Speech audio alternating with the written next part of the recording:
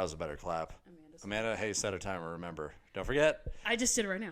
Very good. Can I wait? Do you want to go? I have something too. I have two funny things to talk about. They'll take just a second. So, firstly, these aren't tops of the pyramid, but they are things that I've enjoyed recently. Sure. First. Me. First. I was see how many walking. times I can touch my microphone before we get started. Sorry. Hell yeah. Cables are tangled. I was walking into Kroger the other day, and well, no, that's a lie. I was walking out of Kroger, and skipping into Kroger. And this woman was walking in, and there's the automatic doors, obviously. And as she's walking up, she does the Jedi thing. She literally goes right as they open. No one's looking at her. Like, she thinks no one's looking at her. It was just for her. Just like, I love that. It was just for her. She was probably like in her queen. 40s. Yeah, it was awesome. I love that. That's awesome. The other thing is so my workout playlist has some good like 2000s, early 2010s rap on it. Right. And the song How Low Can You Go is an elite bop. The line where he says, "The top of your booty jiggling out your jeans, baby, pull your pants up." An elite line. Just a bit of fashion advice. It's not quite enough to make the top of the pyramid, but like that line makes me giggle every time I hear it. I was listening to also his delivery of it's perfect. I was listening to "Run It" by Breezy. Unfortunately, Breezy derogatory today because that's on my playlist. The line, "Let me see if you can run it," and then "girl, indeed, I can run it," is crazy. Like, putting the word "indeed" in there is like some extra sauce, I feel like. "Girl, indeed, I can." I'm like, Breezy, shut the hell up. Speaking of shutting the hell up, I have been cured of my like incessant should I or should I not, like my incessant questioning of whether or not I should get lip filler, cured. Because, for those of you who don't know, I have been bothering Eli as well as several other friends in my life asking if I should get lip filler. So dumb. Because I was getting really insecure about the size of my lips. And literally every single person I asked was like, don't do that. And I was like, okay, that's fair. But also, what if I did? You know what I mean? Because, anyway, it doesn't matter. It doesn't matter. I'm not going to do it because I saw a video on TikTok of this girl who got it and then tried to get it dissolved because some people, like if it migrates or if it looks bad or whatever, if it's too much, people will get it just like dissolved. There was a girl who had an allergic reaction to the dissolver and her mouth like swelled up so much that she couldn't talk. So never mind. What I'm understanding is like your friends and family who like love never and asked, care never about said you. I asked a family member. And, okay, so your friends. Yes. You were like, hey, should I do this? And you didn't. And all of them were like, no. All of us were like, no. Right. You didn't listen to any of us. It was some random woman on TikTok who had like a 1 in a million allergic reaction to something. And you're like, that's good enough for me. Yes. Look, I'm who I am. I will also say, before I saw that video, I asked, I know you are a brutally honest person. I know that to be the truth. I wouldn't say brutal. I know a woman in my life who is the most brutally honest person I've ever met, ever. To the point where I'm like, okay, Diva, this is a lot. And I asked her, because she's not about lying. She's not about fronting to people's faces, which I know you're not either. But she is also this way, but more so. Like, she's diabolically so. Yes. To the point literally where I'm like, I don't know if it's okay to be that like, honest. Hey, remember, I have feelings, like maybe a little bit. Back it up slightly, like, damn. Yeah. And I asked her, we were on a gig together, and I looked at her and I said, should I get lip filler? And she said, why would you get lip filler? And I was like, I feel like my mouth's too small. And she said, looked at me and she went, don't do that. And I was like, okay.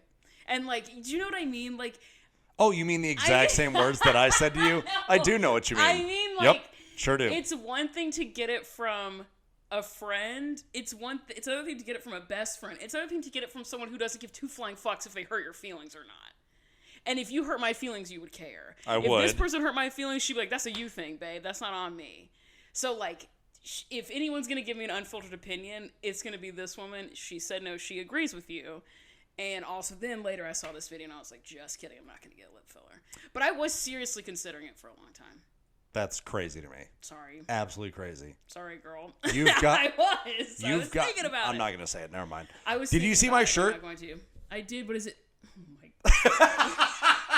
Here we go again. Not with this again. Yeah. With this stupid shirt. For those that are just audio listeners, it's the Crystal Coast Booty Divers. For those of you who are just audio listeners, why, first of all? Because they can't stand looking at my ugly mug. That's why. Fair. You know what?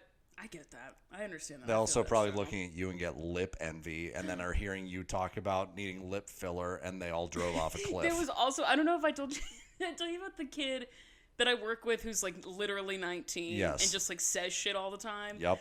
I said it to him. He has 2 older sisters. He gives very much raised by women energy. His dad is like not super present, so he has 2 older sisters, so he's like very that guy.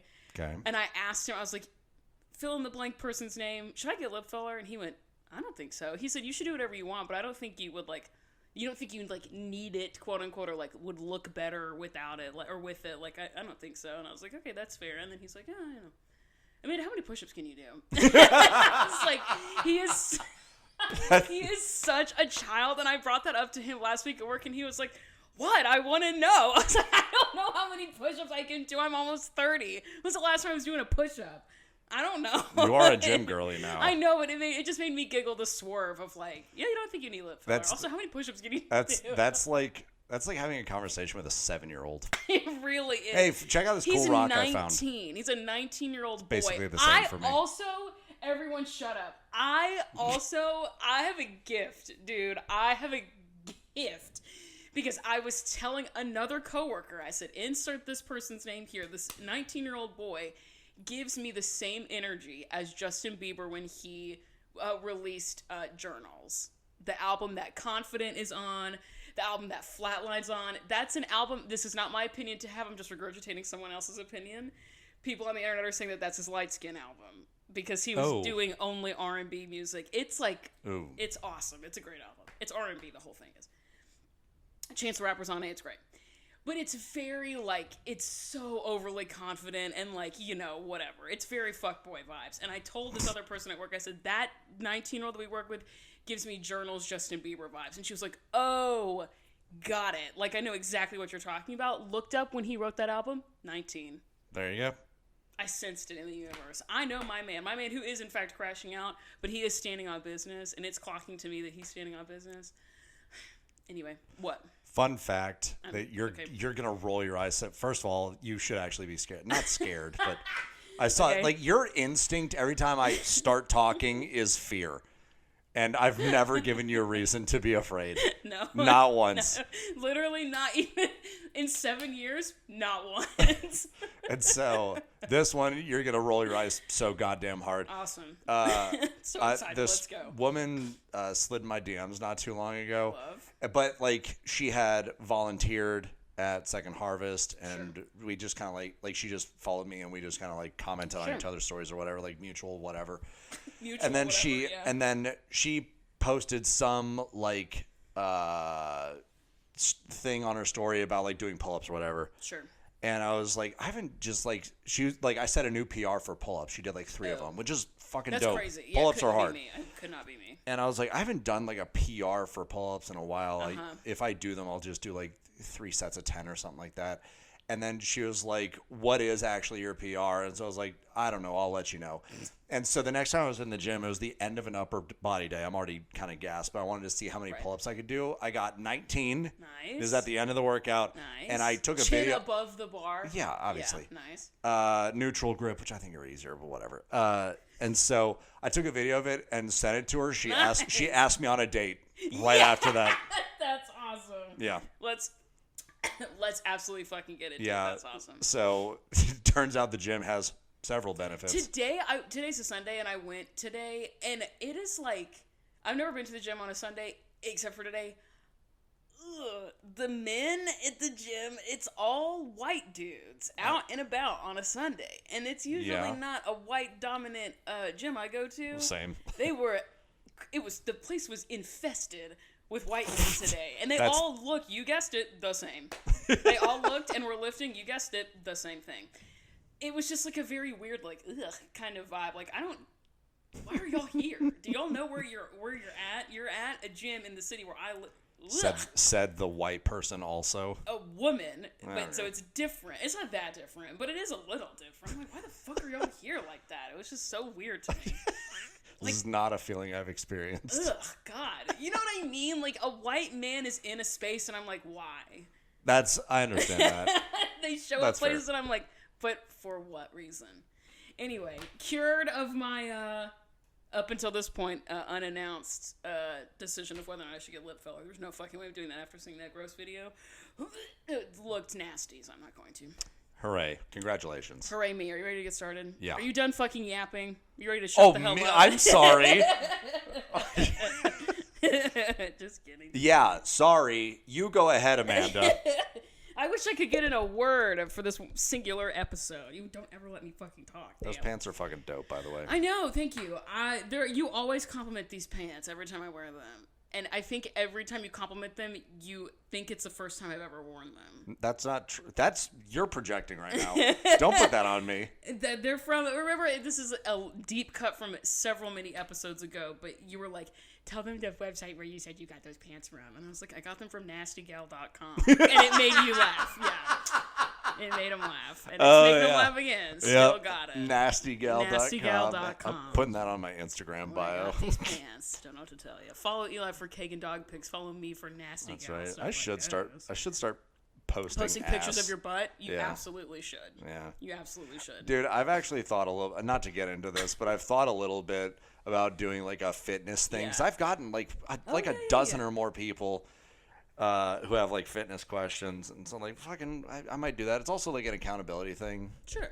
Cool to see. I'm not trying to be an influencer or whatever, but you're trying to make money off of it. No, God, no. Yeah, that's fair. But if people have, I have slide my DMs if I should do a fitness thing. Somebody put you at the top of their pyramid last week for being an approachable gym dude. Hell yeah. Who? Tony. Hell yeah. I didn't read it because A, I forgot, and B, we were pressed for time. Now, you mentioned that he sent an email, but someone else just had like a shorter one. I think you were at the middle or the top of being like... The middle? I think it was probably the top, because I don't think it just takes some time. In the top. But being like a approachable gym dude. Hell yeah. Because stigma is usually that gym dudes are not approachable. That's mostly not the case, too. That's the cool thing. Well, I have found out it's mostly not the case. Yeah, if anyone's like just getting into the gym or whatever, like the culture is so wildly not what you think it is for the most part. I had a kid come up to me today, like this 15-year-old who is like trying to work back, and I was like, here, let me show you a thing or two. Nice. I guess before we really get into it, let me do the theme song really quick. Hang on, because I feel like I'm getting blue balls a little bit. Hey, DJ, spin that shit. I'm edging the spin that shit. Oh. What? Oh, my arm. I worked triceps real hard today. My arm literally cramped up when I just pointed at you. Holy hell. Welcome back to the Pyramid, guys. Binary Pals. My name's Amanda. And I'm your host every single fucking week, except for the weeks I'm not. And this is Eli. He's the dipshit. He's also a participation trophy of co-hosts. He is also an unfrosted Pop-Tart. He's also currently in pain. Do you want some Magnesium King? I have some upstairs. No, I'm good, thank you. Okay. Are you sure? Yeah, I'm good.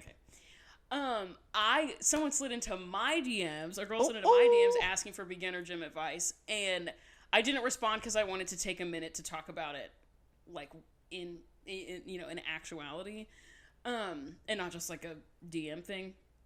My advice first, before you really get into it, and I would like to preface this by saying I would not classify myself as anything but a beginner. I'm not saying I've been on this great journey and you need to follow. Like, I'm still a beginner. However, you're a beginner for like at least a calendar year. For sure. Go ahead. I would say for me, what was really important before I started was that I identified why I was doing it. Sure. And your reason for going cannot be something that changes. It needs to be a constant North Star motivational thing. If it's like, I want to go to the gym because my friends are, or I want to go to the gym because I want to follow this trend, or even I am going to the gym because I want to achieve something that's tangible. My suggestion would be to pick something that's a little bit larger, because once you reach that goal, if you're going for a specific physical goal, once you reach it, then your motivation may or may not have shifted. And for me personally, my North Star being something I don't know if I don't think it will shift, I don't think it will move, was important to me. What were you going to say? I was going to actually slightly disagree with you. That's fair. My why for going to the gym has changed several times over the years that I've gone. My why for starting, Your why for starting isn't going to change. You'll eventually not be a beginner anymore. You know what I mean? Well, someone might say, you know what, I just want to get real strong, or I just want to look real good, or I want to increase my cardiovascular health. And that's their reason for starting, but that could easily change in 6 months, in a year, or whatever. Sure. I think for me... You keep talking. I'm just saying that's not been my experience at all. That's fair. We also grew up very differently. Even though we... Like, I grew up in a house that wasn't athletic, like, at all. Like, the most athletic thing I did growing up was performance sport, was marching band and color guard. Hell yeah. So it's, like, very different houses. What was I going to say? Oh, the hell was I talking about? The hell was I talking about? It was also important for me to make sure I was doing it just for myself. That's correct. The thing that I enjoy the most out of, like, going to... the most...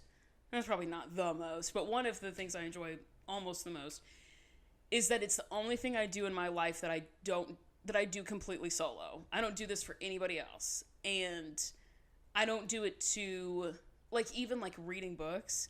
I, like, read books so I can talk about them with people. Sure. And it's not that that's not a slight to my coworkers or my family or my friends or whatever. I love to yap.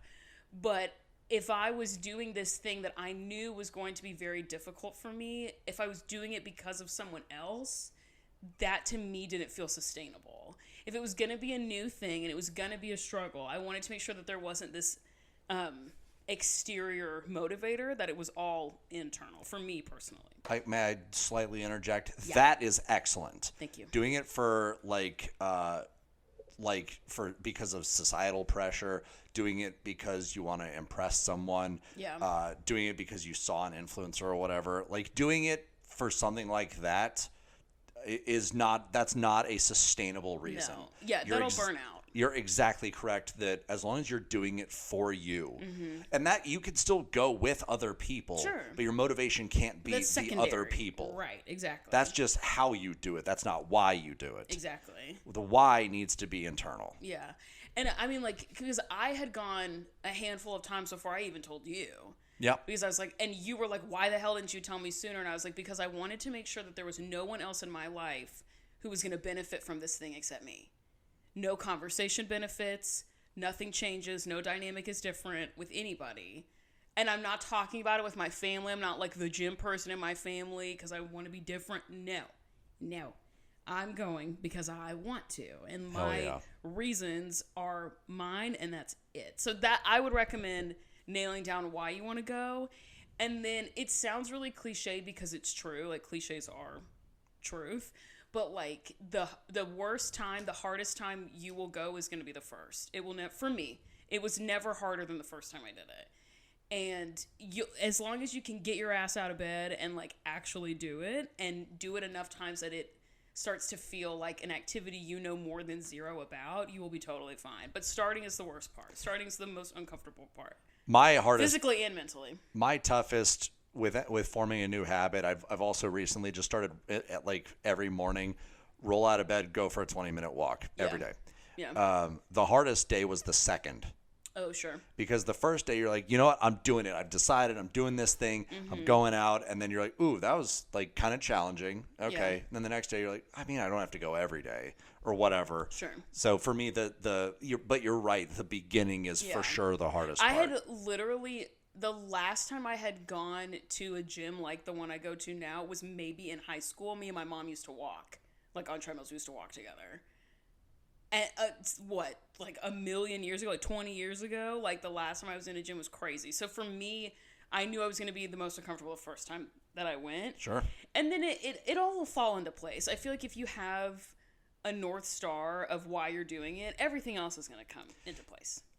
So I agree.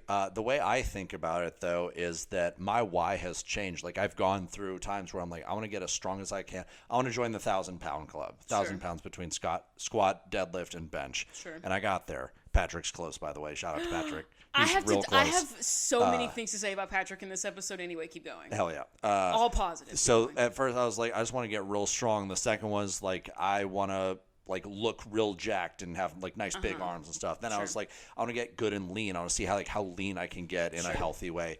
Blah, blah, blah. And so all that has changed. The one thing that has not changed is that I decide to go. Yeah. Whatever my goal is, I want to gain weight, I want to lose weight, I want to gain strength, I want to whatever. The thing that is consistent is I am going to the gym. I made a promise to myself, I think like 4 years ago now, in January of 2021. I'm going at least four times a week, every single week. In 4 years, I've had 2 weeks where I didn't. One time you had the flu. The other time I was also sick. There you go. Yeah, that is the only reason. I still went like twice that week or something. Yeah.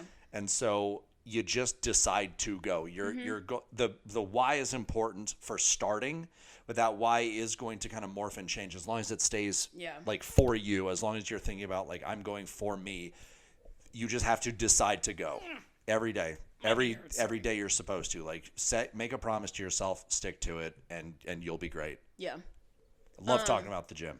Also, I saw somebody on the internet one time that was like, said to give the gym as many chances as you gave that man. And let me tell you, I've been giving out chances left, right, and center for some fuck-ass terrible men. So I can give more than that to myself. You feel me? Hell yeah. Totally different Hell vibe. Yeah. You know what I mean? A relationship that will, benefit me and also myself. Anyway, I hope that was helpful. Okay, are you ready to talk about your perimeter life, bro? Yeah. Okay. Tell me about your bottom. My bottom, we're gonna get a little heavy here. You got a heavy bottom? I got a heavy bottom, Hell as many of the viewers know. No, they don't. I cut it out. So Lonnie Castle so I grew up in a neighborhood called Cottonwood, and Lonnie Castle was the father of one of my good friends, Josh. Josh and I were on the same relay team. We graduated on the swim team. We graduated in the same high school class. Obviously he lived in the same neighborhood. Like Josh and I have known each other almost our entire lives. We've been swimming together since we were like 6. His dad, Lonnie, was like Mr. Cottonwood. Everything that happened, like he was like on the HOA board, but like in a good way. Sure. He like helps put on every event that happens in Cottonwood. He's like the personality. He's like everyone's dad. He's the guy. He's the guy. Him. Everyone knows and absolutely loves him. Excellent like public speaker. He makes everyone feel included. He knows everyone's names, blah, blah. He passed away this past year. And everyone in the neighborhood, I mean, obviously the Castle family is distraught, but everyone in the neighborhood like really felt it. Sure. And Cottonwood itself is a very like tight-knit community. There's a Facebook group with like Cottonwood alumni from literally the 1970s. Nice. And everyone knows everyone and stuff. It's awesome. Well, he passed away, and this was the first 4th of July that happened without him, and usually he's like running all the activities. He's like emceeing the entire day. He organizes like the parade that happens, yada yada. And it was the first one without him. And interestingly, one of his kids won the belly flop contest, which was cool. They do a parade every year, and the theme was him. It was like his whole like shtick, how he lived his life was celebrate big. Nice. And so he's just one of those guys that like everyone loves, and so we celebrated big. And so it's the bottom of the pyramid because like we lost a really, really great one. Totally. But I have nothing but happy memories about him. Totally. So there's that. Totally. The bottom of my pyramid is that I have been in a reading slump bad. Damn. Real bad recently. Did you forget how? No. My attention span is like, when I sit down to read is so short. I know it's like, it really do be that phone. Like my phone is ruining my attention span. Like I get that. But I also read a bunch of mid books like back to back to back. And it just like drove me into a reading slump. And then I was reading a book for a book club that I didn't dislike, but I also didn't love it. And I wouldn't say it was mid. It was like a little bit better than okay. It was like 4-star, I think, on Goodreads. I gave it 4 out of 5. Okay. So it wasn't 3. It wasn't That's bad. Pretty good. 3 is, my threshold is like, if it's lower than a 3, I regret reading it. Yeah. This was a waste of time. You regret reading it? Sure. If it's a 3, I just wouldn't recommend it to someone. And then 4 and then 5. 5's perfect book. 4 it's not perfect, but I would recommend it. I gave it a 4 because I thought it was kind of good. I did like it. But I'm reading a book that is right here on the table. It's called Bury Our Bones in the Midnight Soil by V.E. Schwab. Just came out like a month ago. And V.E. Schwab wrote the series A Darker Shade of Magic. Love that series, where the whole thing slammed the whole thing like last summer in like a month, which is crazy for me. And I just cannot, there's just no fire under my butt. You know what I mean? I just can't get back into it, and I don't even know why. Fucking stupid. Piss me off, bruh. And this book is also for book club. It might be, now that I'm saying it out loud, it might be that I'm reading too many books for book club and not enough for me. You know what I mean? You got to do it for you. I got to do it for me. And if I'm reading for book club, even if I wanted to, because I low-key finessed our book club into reading this book because it was the next book on my list. I was like, y'all ought to read this. Because my book club's, I'm the only straight person in my book club, period. And ally. Representation. Hey, clocking in every time. Actually, that's not true. There's one other straight. It's a group of like 12, and there's 2 straights, and they're all women. One other straight. And the tagline that V.E. Schwab put out for this book was toxic lesbian vampires. So I was like, hey, team, y'all ought to get into this. And everybody was like, yeah. So this was a book I wanted to read, but now it has a responsibility attached to it. Yeah, now it's your fault. Yes. And it's my fault. Anyway, whatever. I'm going to get through it. I'm going to do it. But, like, the days of, like, I literally can't stop thinking about this book I read passed. That was back in, like, February. I know. It's so annoying. Okay, middle of the pyramid, bruh. What you got? Middle of my period. Hello. Me also, shut up. Also, everyone, the plight of being a person who has a period at the gym is shit from a butt. Well, technically not. When I go to do a squat and I feel a clump of uterine lining slide towards the exit point, gotta tell you, it is an insane feeling. I hate it. We need a trigger warning for this episode. Sorry. It's just the truth. For the 2 men that actually listen to it. Look, it's like, it's so nasty. Anyway, me right now. Okay, keep going. Fair. So the middle of my pyramid is, I almost did it again, is the 4th of July. Yep. Because it's dope to have a day off from work. It's real. especially when this it's a year. Friday. Yeah, having that free 3-day weekend. That's so sick. Uh-huh. It's always like things that I enjoy doing, like having a barbecue or something, sure. Eating a hot dog, being by the pool, seeing my family and friends. Yes. Like I love all of that. However, America is in a state of fucking peril right now, and so like I was having this conversation. I was trying not to have this conversation with a coworker recently who was like, yeah, like there's some things that aren't great, but like let's be grateful that we're still in. I was like, we're like the worst developed country. We're the worst one. And we're backsliding rapidly away from being. It's also incredibly tone deaf of your privilege to say. I agree. Well, there's good. Hey, don't say that part. Don't say that. Yeah. Ooh. She has a husband in the military, or no? She has a dad that was in the military, and then one of our other coworkers has a significant other in the military, and both of them were like, yeah, it's just really good. And I was like, oh, Jesus Christ, the propaganda runs deep. Anyway, I have very mixed feelings about July 4th. I think just in general, it is a day off from work. It's a great chance to just like be around the people you care about. Yeah, and it's the summer. Yeah. Also, does your man get scared about fireworks? I was Otis worried about him, yeah. Couldn't care less. I for a second was a little nervous for him, and then I was like, Otis doesn't give a fuck about that. Has not cared his entire life. Speaking of dogs, you'll notice that Iggy's not here. I'm so sorry. Rachel went out of town this weekend for 4th of July with her mans, and she took her dog. So I'm so sorry that the Eggster is not with Honestly, selfish of Rachel. No, but actually, kind of, yeah. Actually, she does it. She did it on purpose to mess with me. Her mom, who lives in the MRF, she loves Iggy, and so when Rachel goes out of town, she takes her to her mom's house. I'm like, annoying, but okay, whatever. My middle of the pyramid is that the musical artist Lorde put out a new album last week that's called Virgin, and go with me here. I know you hate it when I talk about music, but rock with me a little bit, okay? After you. I don't like this album. No. I don't love this album. I like it. I think it's good. I think it's fine. I don't love this album. What I love is that it reminds me of her other stuff. Do you know what I mean?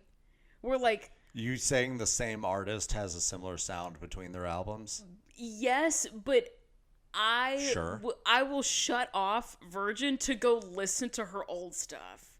So it's like the album's not what I love in isolation. I love that it reminds me that she's got other shit that's better. Okay. Do you know what I mean? I can wrap my head around that. You don't get me. Nobody gets me. Okay. It's so let me also so her first album, Pure Heroin, which first of all, crazy name for an album that was released by like a 17-year-old. That's nuts. Yeah. That album came out when I was a senior in high school. Sorry. And that doesn't mean anything. I don't remember when that album came out. Awesome. It was 2014. I know one Lorde song. Slay. Which one is it? Royals. Okay, off of Pure Heroin. Okay. Off her first album. So it was one of the first records I got on vinyl. Very slay, right? She's an angsty teen, upper middle class who's like, nobody gets me. My feelings are too big for the... Lord, everyone gets you. Clocking in. Everyone gets you. Me, who lives the most generic white girl life ever, being like, right. People don't understand me.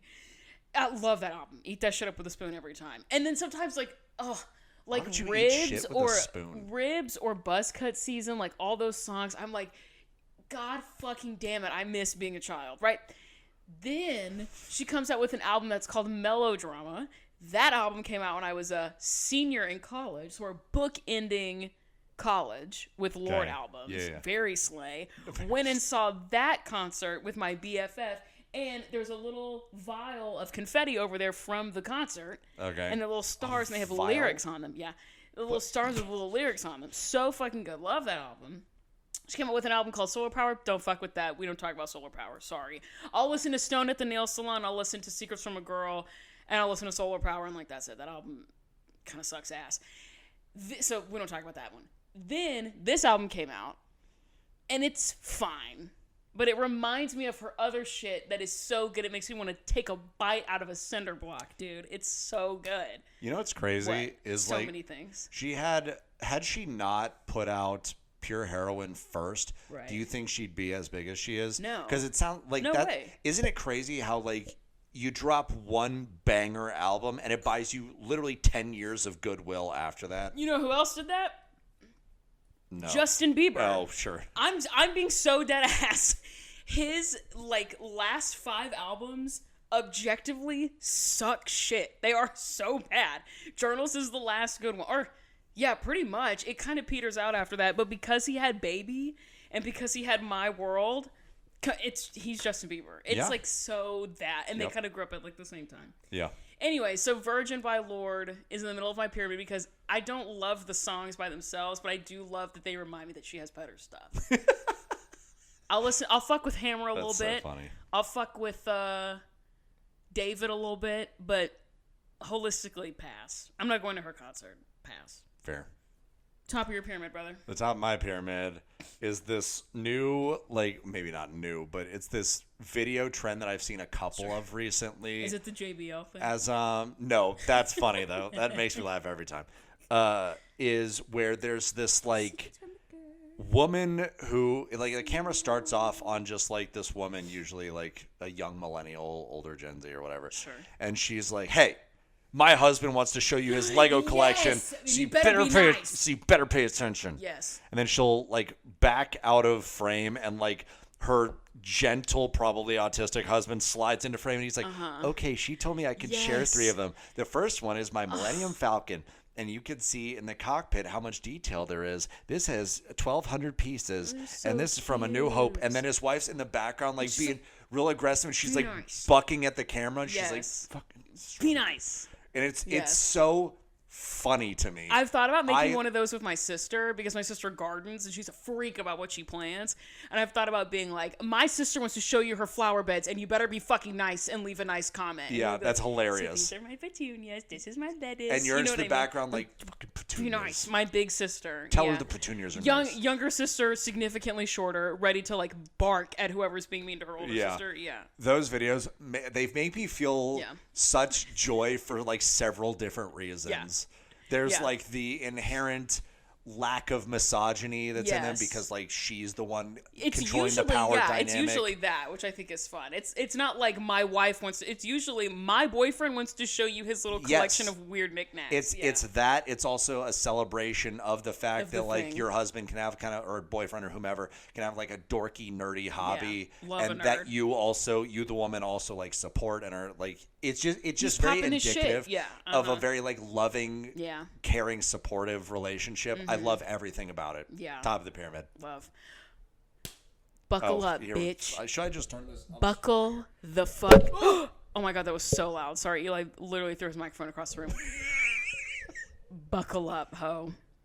Are you talking to me or the listener? Yes. Oh, okay. My top of the pyramid this week, today is July 6th.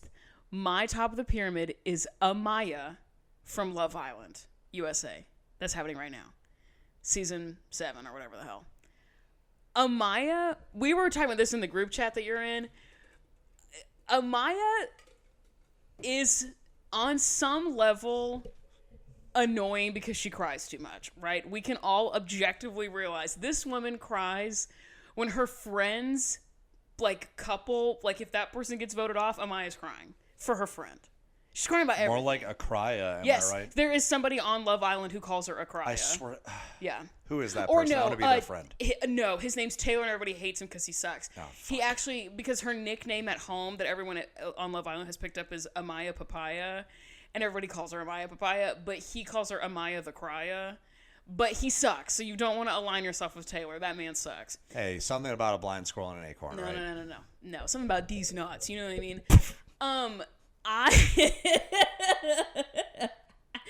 I love Amaya. I do. She does cry a lot. Objectively, I can recognize that.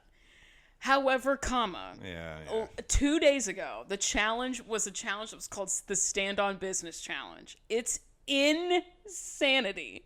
Because the Standing on Business Challenge is they go off like they're in a group project in middle school, sitting on the floor of the Airbnb, writing anonymous or not anonymous notes to other people that they then have to put in a mailbox, and then the person that they wrote it to has to read it out loud and defend themselves and stand on business.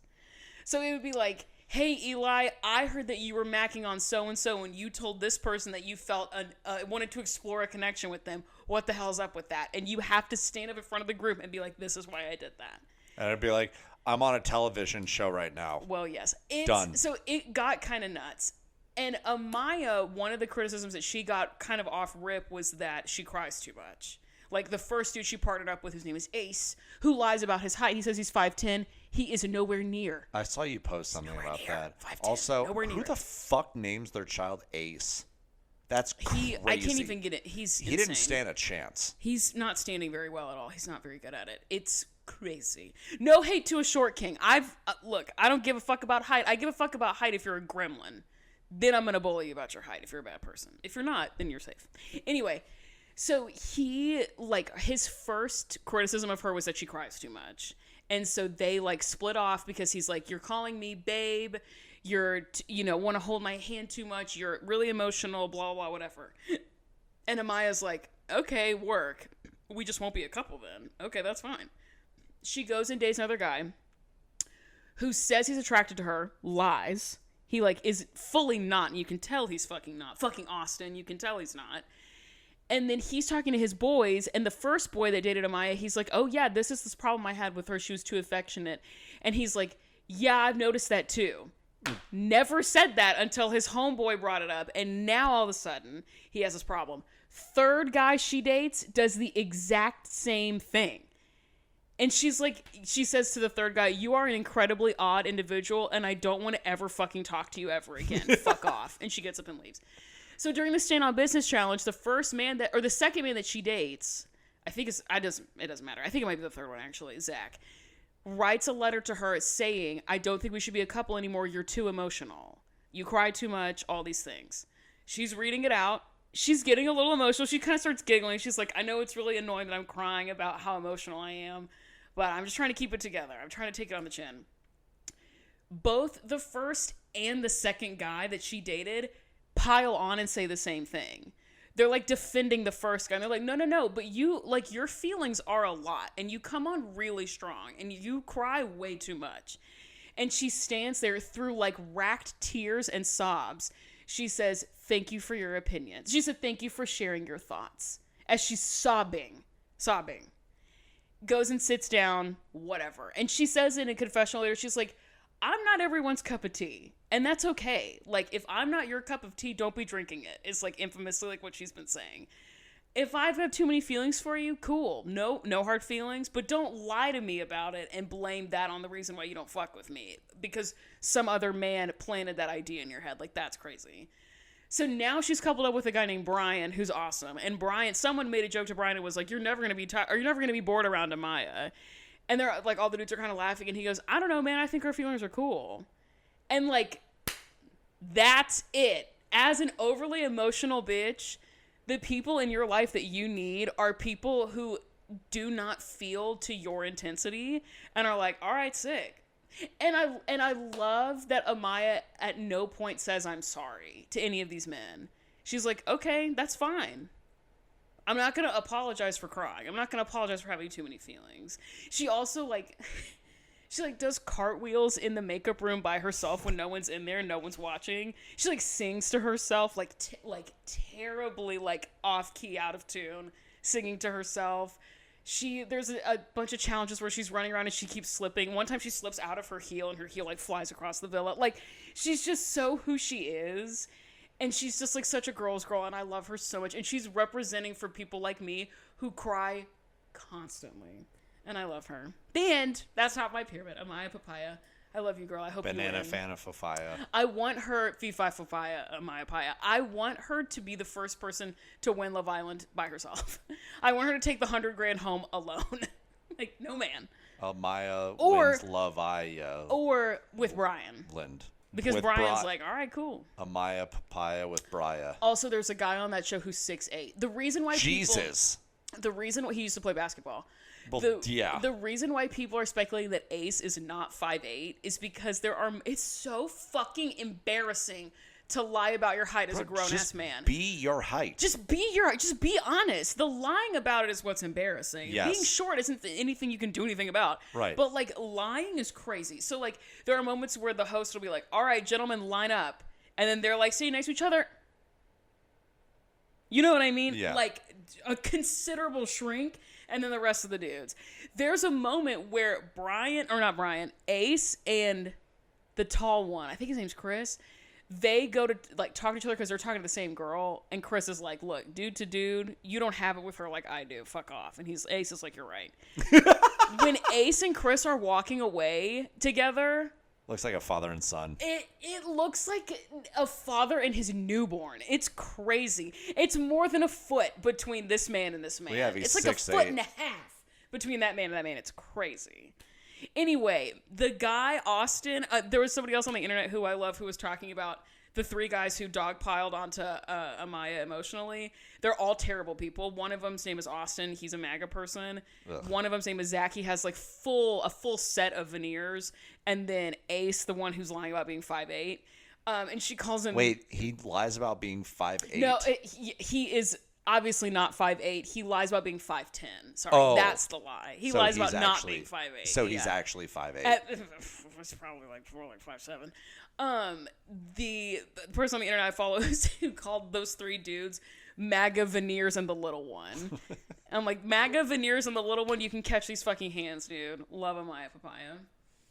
Anyway, that's my pyramid of life. You got anything else you want to say, brother? No. Okay, awesome. We're 44 minutes into this recording already. I know. We got to get scooting. Why? Because we got Mexican food and drag race. That's so true. We're starting season 8. I'm so excited. Season 8. I love season 8. I'm not going to talk about it because I'm going to get too excited, but it's a really great one. That's why they call it 8. It's because that's season 8. And you know who else ate? You. Girl. Period. It's this. I can't talk about it because I'm gonna get too excited. But it's the first ever season I ever watched. And damn. It 6 was. No, babe, 8. And I remember watching it in my high school, my college dorm when I was in Bible college, and feeling like I was watching porn. Like, if anybody walks in on me watching this thing about gay people, I'm gonna go to hell. Like, I was so scared. I'll see you there. Yeah, I mean, yeah, it's such a good season. Okay, anyway, you were texting me that you wanted to quit the podcast because you didn't like this episode of Dance Moms. I didn't say that. You basically That's did, not what happened. He said he didn't like it. It's straight up not what happened. Our text threads, PS, are insane. Yeah, they ping pong back and I forth. drunk texted Eli like 4 times this week, and then we're 12 minutes into the episode and what the actual fuck is going on. And then later on in the thread, Eli says, "Don't be surprised if you don't recognize me today with all this extra beef on." Because he went to the gym before. I had a great gym day. Anyway, our threads are insane. We are talking about season 5, episode 4, Jojo with the Bobo. I saw the title, and my head went into my hands. Well, you know, that's what she sold. Jojo Siwa. What? So she became actually became a millionaire selling these bows in like Walmart and Target. And they were called Jojo's Bobos. That's like a thing. And it was merch for little kids, and you could buy them at Target. I'm sure you still can, actually. Walmart, Target, Amazon, everywhere. You could Kohl's probably. You could buy them everywhere. So a couple of notes from some listeners. One, good news for you. Good news for both of us, actually. Season 9, not a real season. Oh, really? That's like the highlight reel reunion season because Let's fucking go. The end of this podcast is nearer than you might think, but not as near as you would hope. So like that season's like not real. We had a couple people DM us and comment on our last episode that season 9's like not a real season, and season 8 is kind of touch and go also. So we had somebody write in who sent us like a very detailed email. It's very great. She also said we could edit it and highlight it, which I'm going to do. She says Abby, even to this day, has a huge issue with quote-unquote Paige's lawsuit. And she's obsessed with talking about Paige, like in her podcast now, on her YouTube channel. She says in this email, it is so incredibly strange. But in all actuality, I'm like 80% sure that the main reason why Kelly sued her was because Abby was coming after her so heavily, and then even involved Abby's lawyer, which created this like, you know, potential legal problem. So Kelly was just like, okay, I'm just going to sue you then. If you're going to keep harassing me and keep like intimidating me, I'm just going to sue you so that Abby can't come get her. I see. They also technically have similar thing to an NDA where they aren't supposed to talk about each other on their own platforms, but they obviously don't follow that. And then she says, don't cook me if this is a little wrong. I'm just going off of what I remember Christy and Kelly saying on their podcast. She also mentions in her email that confessionals were filmed the Monday after the weekend competition, which is always nuts to me because, like, if I'm Holly and I just saw Nia get, like, smacked down from Abby, and then going back in on Monday and being like, I really hope Nia does well this week. I think she can handle it. Knowing what happened yesterday was that Abby was a shitbag. That would be so difficult. I mean, I understand that's how reality TV is in general, but like Drag Race is that way, where they film a confessional after the challenge. I'm like, I think I can do this. I really believe myself knowing that they didn't win. Mm-hmm. Like, I don't know how they did it. Like, that's fucking crazy. She also says, we were talking about in through your nose, out through your mouth, breathing last week. She says it's actually used because breathing through your mouth, like in and out through your mouth, is how people would hyperventilate. And hyperventilating is obviously would trigger your fight or flight. So it's recommended you breathe in through your nose, out through your mouth to reduce the chance of triggering fight or flight, and it calms you down more. I can see that. Yeah, well, you can't take air in through your nose as fast. So I wonder if like it forces you to take longer to breathe. Right. Well, yeah, that's kind of what I was saying, is that it can calm you like you're thinking about something else, but also like but also physiologically it won't put you in fight or flight. Okay, that makes sense. Thank you. And then we have another email that starts with "Hello, Amanda and E-Baby." Period. No. No. Yes. Period. We're not doing this. She says season 8. So she also writes in saying season 9's not a real season. Season 8 is also weird because the show was meant to end after season 7. They had a series finale and made it seem like it was over, and Abby went to prison after season 7. And then once she was out of prison, they brought the show back with an entirely new cast. Oh, God. Just wanted to fill y'all in and let you know that whatever the hell's going on, let you know about whatever the hell's going on in this godforsaken show. So season 8's also not a real season. It's really just we have 2 more seasons after this one. Well, it sounds like I don't know, man. Ooh, After prison, she probably brings with her an entirely different level of rage into season 8. That's probably definitely true. Oh, God. She also says, Amanda, you have been talking about Hamilton recently, and it's inspired me to re-listen, and now I, too, have been sucked back into my Hamilton BS. No regrets.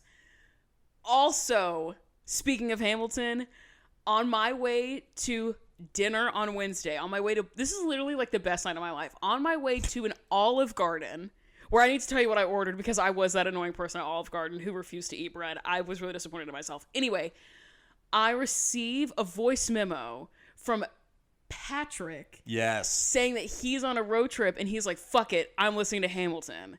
And me and your boy went back and forth talking about Hamilton. It I had a little bit of a convo about it. I sent him a 6.5 minute voice memo about it. I'm so not surprised. And he said, oh my God, this is crazy. But then he hit me back with a 4-minute one. And then a few days, also, I was going to an Olive Garden to plot my trip for Beyonce. That's happening this week also. I thought you were about to say plot my revenge or something. I mean, no, we were plotting and seeing, but it's to go see Beyonce on Thursday. Anyway. And shocked that's not, well, I guess that'll be the top of your pyramid. A girl. Yeah, I mean. You think I'm annoying today? Girl, you have no idea. I think you're annoying every day. Well, that's fair. I'm going to be even more annoying than you ever thought possible. Kalani describes Jojo in this episode, and I was like, this is literally Eli talking about me. Anyway, then yesterday, Patrick sent me a text, and he was like, have you ever heard about the musical Hadestown? And I was like, white-knuckling onto the furniture in my house. I'm like, I know talking to a musical theater kid is the most taxing thing in the whole fucking world. I would never force my lifestyle on anyone. However, if somebody asks, I'm bringing the heat. Oh, yeah, the floodgates are open. Oh, girl, you don't... Anyway, it was fucking awesome to actually, unleash my freak onto a human being and then be like, yeah, period. You know what I mean? Never mind. It was awesome. Okay. Unleash my freak onto another human being is how I'm just kidding. Was your nickname in college? I was going to say it's how I describe every bedroom encounter. That's not... okay, blah, blah, blah. Unleash my freak. That's a good team name, actually. Unleashing my freak. Yeah. Unleashing my freak. Okay, we have to quit stalling. Previously on... Wait, I didn't bet my bottom dollar. You were talking about the content of this episode. You bet your bottom dollar. Okay, previously on... Abby got served. She's not serving. She got served. Not good. Well, it depends who you ask. I don't think anybody would say she's serving. I think Abby might. Well, that's probably true. And then we get the fucking drama. Jojo Siwa might. Girl, that child was on some shit in this episode. I can't. She had my jaw on the floor many times with her audacity. It was crazy. Yeah. We get some drama about which kids are good and bad and the headshot thing, and then Holly's losing her damn mind. No theme song. No intro. Are we just done with that? I hope not. I love a little thing song. I love living on the dance floor. You know what I mean? Yeah, my world is with my girls living on the dance floor. And you bitches are mad. And you bitches are mad. You bitches are mad. Okay, we're in Pennsylvania. We're in the stew, and the moms are in. You know what? Every once in a while, I think about if people are still playing bingo along with these episodes. There are a few that are literally free spaces. Yeah. Oh, yeah. That being one of them. Yeah. 100%. In the stew. 100%. Because I watched School of Rock at a Formative Age, and it changed the way I speak. Yeah. Yeah. Little nepotiz. Right. The moms are in the den, and Melissa asks Holly how she's feeling about everything because she's the one who had that run-in with Abby last week, and Holly's like, there are things that are unresolved that I think we need to talk about. That is a very measured and political way to say Abby's out of her goddamn gourd, and I'm furious. Right. Abby comes into the room. Holly's like, I want to talk to Abby about all this shit. Abby comes into the room. It's like, hey, girls, come on. Yeah, let's go. And Holly's like, hey, super quick, Abby, before the girls come, she takes her coat off. She's like, really quick, before the girls come in, is it okay if the moms go in to the mirror room just with you first and have a conversation? And Abby goes, no. Hear me out. That's hilarious. That's a little bit of respect on Abby Lee Miller. Because... it's rehearsal time. That, and I am not entitled to close up any conflict with you. This is my thing. This is me, Amanda, speaking to the listener. Hi, Amanda. I am not a closure person. Your closure is how you treated me. Period. I don't want to have a postmortem. I don't want to have a conversation. If I'm Abby in this moment and I feel like Holly's fucked on me, I don't think Holly has. I think Abby's out of her gourd. But if you've like run up on me and made me look like a fool, I'll never speak to you ever again. Die. Closure, barely know her. Closure, barely know her. I get it a little bit from Abby's perspective, unfortunately. I also would be like, no, we're beefing, and this is your fault. I think also, even if she's like, yeah, we can talk about it, but not right fucking now, we're about to have rehearsal. That would be the it's officially adult decision, 3 o'clock or whatever. This is rehearsal Yeah, she's time. like, Holly, I don't want to talk to you. I'm not going to do it. Like, okay, great. So that's like not a potential thing this week. Abby in her talking head says like, I get that they're trying to protect kids, but when they do that, it's hurtful to me. I was like, Abby, run that back real quick. Damn, she sucks. Run that back. She sucks. Yeah. We're in the mirror room and Abby like tells the girls like, y'all are always getting on my ass about all these different things. You're always yelling at me. I know what I'm doing. You have to trust me, blah, blah, blah. She's like subtweeting the moms via the children. It's so annoying. Yeah, she does that a lot. Where she's like, hey, girls, in case anyone's asking, in case any broke down, busted down, good for nothing, dirty doing mom ever has anything to say, you can tell her I said shut the hell up. You know what I mean? And the mom's standing right there. She's like, yay for winning for last week. This week we're going to New Jersey for Intensity Dance. And Maddie is not going to be there because she has a huge opportunity to dance with Sia again for some sort of benefit something. At the Hollywood Bowl, we're going to find out, which is crazy. That venue is awesome. And Abby tells the other girls, Maddie is going to L.A. What? There are children walking out. They're probably saying, wait. They might be family. Oh, they're saying bye to his doorbell. Aww. That's cute. That is really cute. Or he's not there. No, he's there. I just saw him standing in the window. Is he shirtless again? No. There were just children in his house. I hope not. I guess that's like another child. Those are like family members or something. Yeah, for sure. I guess. Good for them. Just having a ball. Yeah, they're doing their thing. Abby tells the other girls that Maddie going to LA is opening doors for them. She's like, Maddie is the pioneer. She is going first. She's opening all the doors. Yeah. And then she brings up the headshots from last week. She's like, we went through all this drama to get new photos taken. And at first, she like starts to take the copy paper off of them because she tells Maddie, like, I want you to see your headshots before you go to LA. And I have in all caps, does Abby only have Maddie's on the mirror? And then I have OJK, she has all of them on the mirror. That would have been... But the initial shot is like a tied up of Abby with the 3 pictures. Yeah, all of and Maddie. And so it looks like it's, the pyramid is just Maddie. That would have been hilarious. What? And then it zooms out and it's like, okay, just kidding. Yeah, I'm surprised actually when she shows the other kids that like... Maddie's aren't like normal and all the others have like cross-eye drawn on them or buck teeth little, or like devil spikes. horns. Yeah. Yeah. Kendall in her talking head says Abby storming out during the headshot session last week was rude, but she's like, I do think Abby knows what she's doing. Another line that's been fed to her. Correct. Kendall, she's taking after her mother, just licking boots constantly. Girl. And Abby says that they're going to do the pyramid just by like pointing, because she has all these like, they're like little clumps of photos, like 3 photos per child. Yeah. And so she's like, I'm just going to do the pyramid just by pointing at whoever's on the pyramid, as Brandon the PA like throws down a stack of papers and walks out. Like, y'all could have been doing it like this the whole time. Yeah, Brandon the PA just fucking spikes that shit on the floor. He takes the papers and he very dramatically tosses them into the air. It's like the last day of high school. And then leaves. Yeah. Yeah, exactly. In like an 80s comedy. Exactly. Worst child, because they're not in a structure, so it like doesn't fucking matter like levels, bottom, middle, top, who gives a shit. It's like first and last basically, and everyone in the middle. The worst child is Kendall because she cried too much. Obviously. Me as fuck.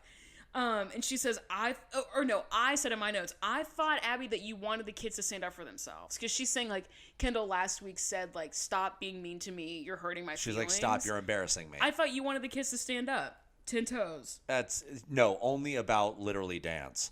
Like, hey, Abby, I want to do a solo. Yeah. Hey, Abby, I want to do this. Because Jojo gets ass pats for doing that this episode. And she does almost the same thing. Saying gets ass pats is crazy, by the way. Gets, kudos? Sure, yeah. You know what I mean. Gets ass pats. Ass pats? Yeah. You know what an ass pat is? Yeah, I play baseball. Yeah, see? It's literally that. I'm the king of ass pats. That's a good team name, too. That was your nickname in college. That was my nickname in college, yeah. Holly, also today at the gym, I was doing my squats. There was a dude who came up right behind me, and the way that, like, I hulked up, and then I realized I was standing in front of the trash can. Because I was standing in a corner. Doing my squats, minding my business. That's me in the corner. And he was for sure just throwing something away. But yeah. I was like, try it. I wish a motherfucker would. I am jacked out of my mind right now. I wish you would. Throwing something away, walked away. Yeah, fully minding his own business. Yeah. He's fully actually probably like hitting one of these to like I make sure. Yeah, exactly. And I'm like, being respectful, and you're like, touch me, motherfucker. I wish a motherfucker would. Yeah, exactly. He's like, I can tell by your stature, by how small and wide you are, that I don't want that smoke. So I'm gonna not even try it. I'm like, you fucking better believe it. I have tattoos and short curly hair. I promise you. And over the ear headphones, you do not want the smoke. Yeah. I promise. Anyway. Holly brings up in this moment, she's like, Abby, fuck yourself. You cried last week. You were crying a little. Well, I mean, she meant it. She didn't say it, but that's what she meant. Yeah, her eyes said it. Yeah.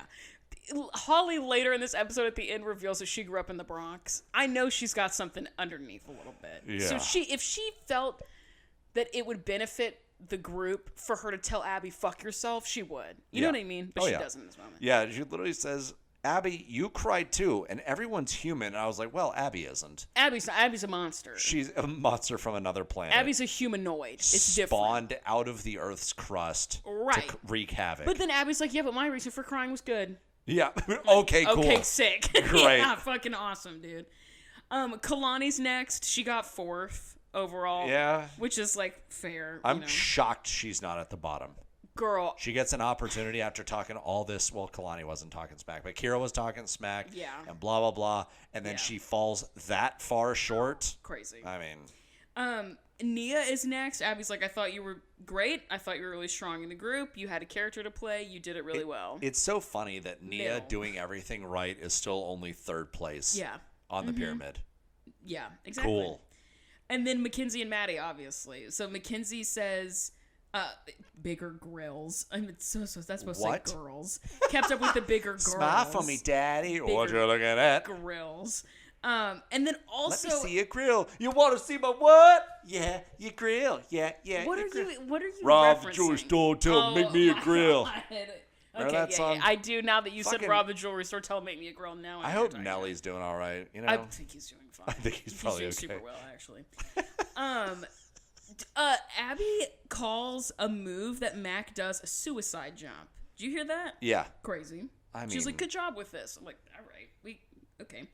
I think it's like a dangerous seeming move or something. Sure, but you could have called it something different. Why? I don't know, man. I don't know. It was 2014. Who knows? Why is suicide a bad word? It's just, to me, it just seems like that word's not bad. It just seems like if you're going to reference it as something super dangerous, you might want to just call it a different thing. I guess. I mean, it's something like, that you're doing to. You know what I mean? It was like, 2014. I don't know if the dance hall is the place to say. I feel like that word should be saved. You know what I mean? Yeah. I don't know if that word is just something we should just be using to describe anything. I forget who it is that has a. It's sweaty. It's a little warm in here. Some comedian has like a bit about this, about how we just go for like the tippity top of language. Like there's no nuance or color or like using medium words. It's always like I'm literally dying because something was a little funny or whatever. It's like we have to go for the tippity top. I'm passing out, screaming, crying, throwing up. Exactly. Yeah. And so everything has just become that. Yeah.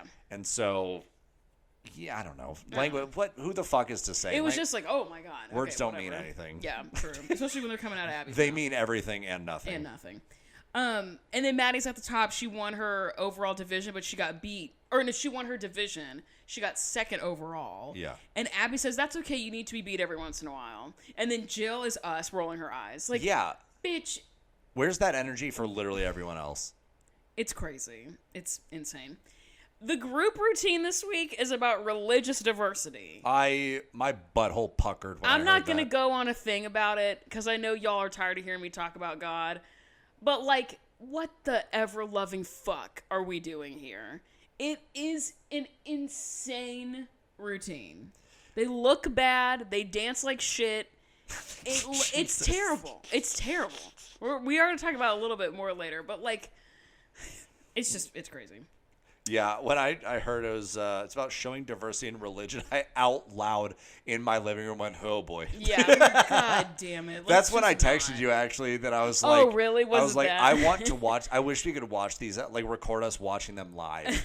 And I said the episodes would be like 5 hours long. There are so many times that I had to like pause to be like, I just my head in my hands. What the fuck is going? Yeah. What are we doing here? Yeah. Because so weirdly enough, one of my friends, I think I told you about this. One of my friends from like back in high school, basically, sent me our like video or whatever of me reacting to Jojo Siwa's music video. Yeah. And she was like, "This just came up on my timeline," which is insane.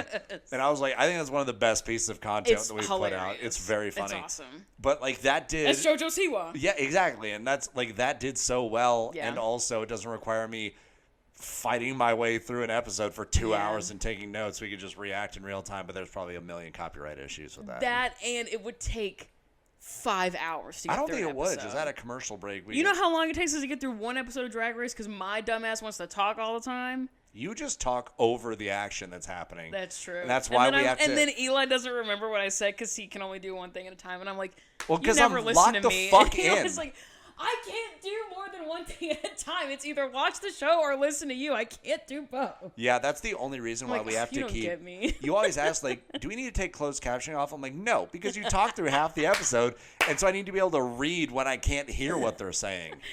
Yeah, fair. I'm so excited to watch Drag Race. I can't talk about it or I'm going to freak out.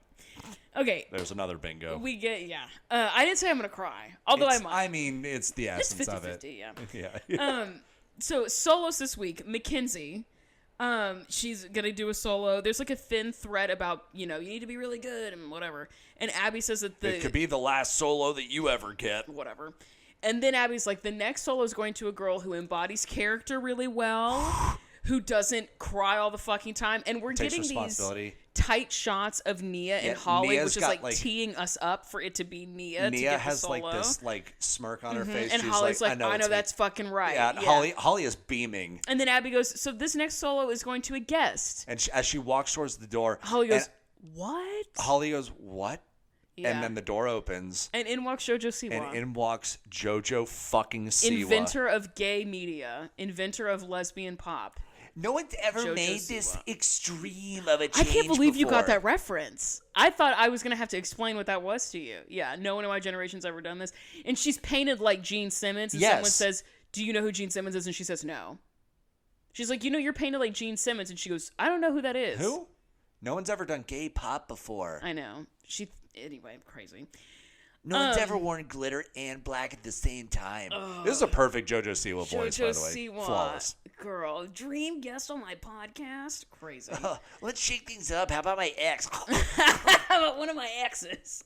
Oh, Which my God. This summer somebody played that for her, and she was like, "That is the thing I regret the most on the internet." Good. She's like, "I cannot believe I said that." Good. Which is fair. She's like 21 now. She was like 20 when she said that. So I get it. Lord knows, you know what I mean? I've said dumb shit on this podcast that I don't stand by, and I started this podcast when I was like 20 whatever, so I get it. Jojo Siwa's going to be a guest this week. She's filling in for Maddie. And Abby says... I thought you were about to make a joke that she was going to be a guest on our podcast. Do you believe, or can you imagine? That would be awesome. It would be so hard for me not to talk shit to her the entire time. But hey, look how annoying you're being right here. I have so many questions for her. And then you're annoying in the next scene. And then in the next scene, also annoying. I have so many questions for her. Number one, how does it feel to know that you're dating a man who has cheek filler? And also, when you kiss, does it feel weird? She's dating a man? I thought she was gay. Or like... Okay. Girl.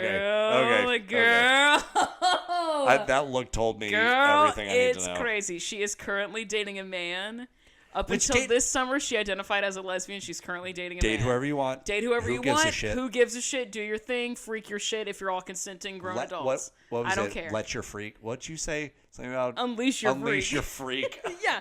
Do you get that on a t-shirt. Do your thing. Unleash your freak. Who gives a fuck? Freak. I'm paying attention. I'm watching because I have questions, but I'm not judging. I'm not judging. I just have questions. I'm judging. I have questions. I'm judging the inconsistency. Okay, well, you would. Fucking Jim bro. Okay. Abby says, Jojo, those are really big shoes to fill. And Jojo immediately says, I can do it. Okay. Hey, normally I like the confidence. However, comma. All right, Alyssa Edwards. I know. know. That was a hell of a tongue click. I love her so much. And then we get a talking head of Jojo. It's like very sweet. She's so little. She's like 11, but she's physically a very small child. She's like the size of Mackenzie. Yes, and she's like, I'm really excited to be here. Also, she has a speech impediment that's very endearing as well, where she can't say her R's properly. It's endearing. Yes, it is very endearing. My little brother used to have that too. It's awesome. Yeah, in spite of all that, I fucking hate this kid already because of like how she's like, I can definitely do it. She's kind of annoying. Yeah. Am I gonna replace Chloe? You know what's really interesting? I hate her. Is that's not interesting. Never had beef with an 11-year-old before, but I do. Oh, now. I have. I used to teach middle school. Oh, that's. I openly beefed with several 11-year-olds. That's what's crazy. The mindfuck of being a teacher is going home realizing that your number one op is 13. That's crazy, actually. Don't piss me off. Actually, that's gonna piss me off. There is an episode later on down the line with Jojo Siwa where the girls are talking about boys. They're at it's like one of the like season finale reunion things, and one of them's like, yeah, all I really care about right now is like dance and boys. And Jojo, who's very young at this time, Jojo goes, yeah, I don't really think about boys. I just want to dance. Hell yeah. And we're like, and Chloe does the same thing at one point. Well, because they're both clock it not straight. Was that when Maddie had to kiss? And Chloe was like, ew. Yeah, Chloe was like, ugh, kissing a boy. A lesbian now. I think. Yeah, Chloe is a lesbian, confirmed. I Googled it one time. Because I was like, is she bisexual or is she lesbian? She's lesbian. Abby asked Jojo if she has a question. She's like, Jojo, you want to talk your shit? What? And Jojo's like, can I replace Chloe? Crazy. And Abby's like, if you want it hard enough, you can replace anybody except my favorite. Except my favorite. And she looks at Maddie. Maddie's just like, girl, she just like, Gross. Her energy was a hair flip. Gross. Hate it. Yeah. Moms are dismissed to the Lido deck, and then Jessalyn. God, I every time I had to type her name, I got Jess. mad. I started typing Jill Jess. just calls her Jess. Yeah. Yeah. They're not fucking calling you Jessalyn. Well, I need to know her actual name, so I typed it full out. Yeah. For the first like half. Jessalyn Siwa. Ugh. Yeah. She says that they are here to be permanent members. From this team. She says it to the moms. Okay, great. Moms go upstairs. Jojo, we find out at this point Jojo's 11. She's the same age as Mackenzie, and she's going to go head-to-head against Mackenzie this week. And it's getting tense with the moms. It's just getting like camping. Really intense with the moms. Abby tells Jojo in front of all the other girls that she has something that those other jealous bitches don't, including Maddie. And it's this, spunk, energy, je ne sais quoi, all these things. And then Abby's like, Jojo, 5, 6, 7, 8. Do improv right now. And then she does. And she kind of eats. And Abby's like, notice her face. Notice her emotions. Notice her energy, whatever. And Holly and her talking, he goes, Jojo kind of reminds me of Nia. Like, that's a little bit wishful. All right. Nia is a performer. Yes, I get what she's saying. It was just her framing really made me laugh. That is not this really talented firecracker of a child reminds me of mine. I'm like, girl, okay. Hey, I love that she believes in Nia, as she should. As she should, as we do as well. Jill, makes a comment about them, being a guest, and then Jess is like, well, y'all are just scared and whatever. Well, Jill says it's also wild that, you bring JoJo in for a week, and she gets a solo, and Jessalyn says, so? Anyone can have a solo. Not and I was like, you don't know yet, girl. I mean, she doesn't know. It's ignorance. Yeah. She doesn't know. Yeah. Jill and her talking, it says, Jess and JoJo come in with a couple of bows on your kid's head, couple of rhinestones, and they think they know what's going on. Read, and Jill. Read her. But then she's like, they don't belong on this team. Like, all right, settle down. Okay. We get some footage of the group routine. She calls it liturgical. Love that word. Love the word liturgical. But then I have in all caps, whoa, whoa, whoa, whoa, I hate this. Yeah. Because she's like, this person will be this religion, this one, this one, this one, and this one. Just doles them out. It's so insane. And Abby at this point reveals to us that Nia is going to be speaking in the dance like she did a la Maya Speaks to Me. There is no higher praise than Abby deciding to do that again, I think. I guess that's fair. Because she's she crushed it so hard. She's articulate. She has kind of a booming voice when she wants to do the thing. Yeah. So why not? Yeah. Also making Nia kind of the feature. Yeah. True. This is all good. I'm waiting for the the other racist shoe to drop. Yeah. Oh, sorry. Melissa in my the foot. No, I have to stretch my knee because my knee hurts. I'm turning trust into me, girl. you. I'm literally turning into you. You're getting closer to 30 and joints are just going to start I know, giving I out. stood up weird and now my knee hurts. Yep. Annoying. Yep. God, I can't wait to be 30. Melissa in the Lido deck says to Holly that this is going to be really difficult for Nia, but that she can do it. And Holly in her talking head's like, yeah, I fucking know. I've been believing in this kid for forever. Yeah. Holly tells the other moms that she's disappointed in Abby for not wanting to have this confrontation. And Jess is like, wait, what's the tea? And the moms like fill her in like, oh, you know, it's her teaching style. It's her disrespect for the children. It's her disrespect for us. Whatever. Jill's like, she literally fights with us in front of the kids. And then Jess is like, well, you need to take it or leave it. That's how she is. Yeah, just kind of roll with it. Which, again, like, that's ignorance. That's not her being a dick. That's just like, hey, listen, like, we've all experienced bad. She doesn't say this, but like the vibe around it is like, we've all had shitty teachers before. You just got to kind of deal with it, you know. But she hasn't seen it first person yet, so I wonder if her perspective will change. Probably not, but we'll see. And then Holly reads the fuck out of Jess, where she's like, I don't really know how seriously I'm going to take feedback from someone who's never been here before.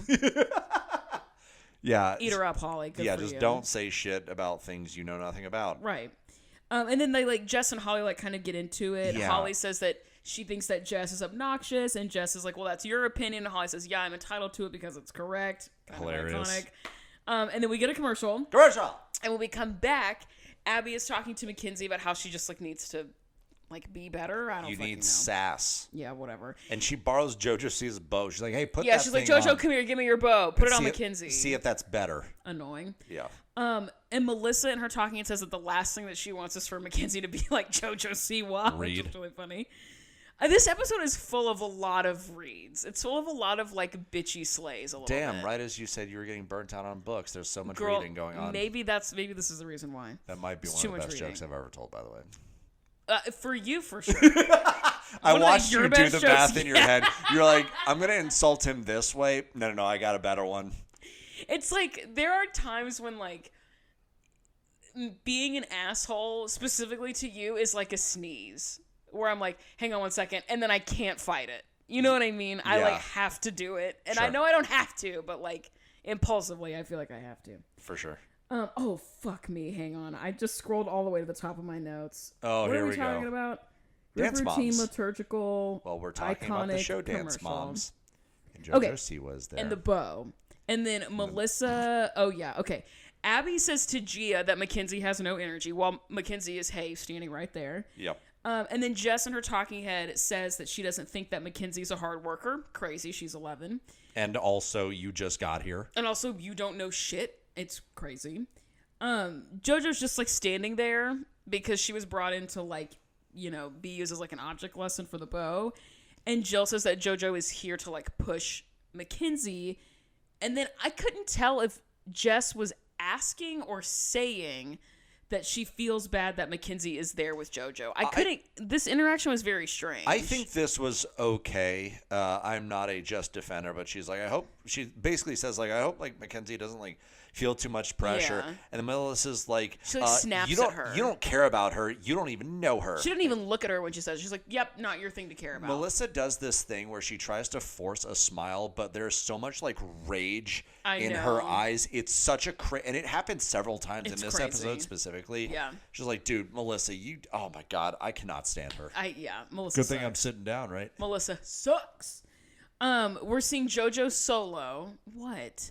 More like solo, Siwa. Okay.